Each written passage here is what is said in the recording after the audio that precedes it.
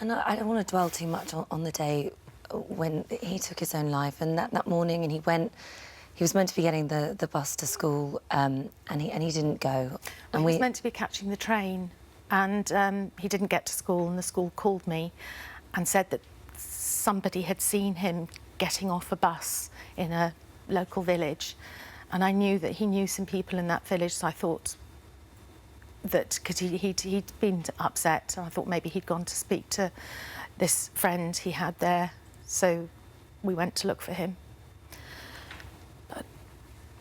And yeah, no, that's fine. We know what happened the rest of that day. Had you had no inkling that day? No. That's what he would do. And if for anybody, and I'm going to have to say it for anybody who missed it, but he threw himself in front of the train. Yeah. But there was no indication, nothing that had said that any day was going to be any sadder than the day before. No, and we talked, you know, in a general sense about suicide before. And he'd said to me, I don't worry, Mum, I'd never do that, because I'm not brave enough. Oh, gosh. This was April the 16th this year, so it's still so incredibly raw for you and your family. Yeah. Which is why you wrote the letter. Yeah, it's been running around in my head for, you know, every time I take the dog for a walk, the words were in my head. And I desperately need to raise awareness. I desperately need for people to talk about this, to talk to their children, for teachers to train, for parents to, you know, guide their children through all this stuff that they find and look at, and they, you know, they have the physical and mental know-how how to find everything, but they haven't got the emotional maturity to interpret it. To cope with it as well. And it's frightening. In your letter, there was the word that is repeated all the way through, and you talk about a lot, is kindness. Yeah, it's really simple. Just be kind. It's sort of a thing that I think we're missing in our teaching and our talking. You know, it's very cool to be snappy and hit with the banter, but not to be kind. And I found something that just resonated with me. You know, is it true? Is it necessary? And is it kind? Before you write anything down, because once it's written down, it's there. Well, you say there's something that I picked up on. I've been told that everyone says things they don't mean on social media. Unkindness is dismissed as banter, and because they cannot see the effect of their words, they don't believe that there is one. Yeah.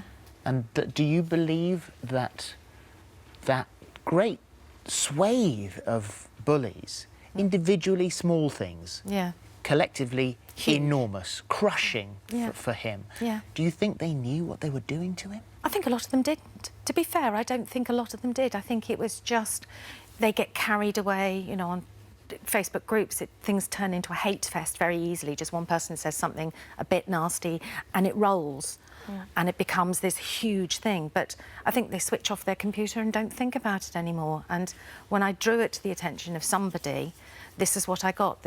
Everyone says what they don't mean on social media. And possibly that person didn't, but you don't know the impact of your words, and actions and words have consequences. Can I just ask you, and this is a tough one, I don't even know whether you'll be able to answer it, but retrospectively, for other parents watching now, is there anything you think, looking back, that you missed, that you could have done? It's very difficult because Felix was resistant to the changes I wanted to make. I wanted him to move schools. We'd even contemplated moving cities, thinking fresh start, get away. But that would have made him lose even more confidence. And he just dug in his heels and said, no, I'm not doing it, I'm not doing it. You know, why would you do that to me? I wish I'd talked more. I wish I'd shouted from the rooftops what was happening and made people listen and pay attention. But you feel isolated, you feel you're on your own. And it's only afterwards I've had letters, I've had cards, I've had messages from so many parents, so many children who are saying, thank you for talking, thank you for speaking out. And, you know, this is something we have to talk about. We have to all collectively bring this up. You're working very closely with Place to Be, the charity, and that's what they're there for. Yes, they bring help into schools. This is what we're missing. There's no safe place for kids to be. They come in and support children. They support teachers as well. You know, we're not expecting teachers to be psychotherapists, but they can help direct. They can help spot signs. They have a massive overview of all the kids, and they can see that one's struggling, that one's not being very nice. Why are they not being very... I don't want children punished. I want them helped. Yes. And Place to Be does that. It supports children, teachers and parents.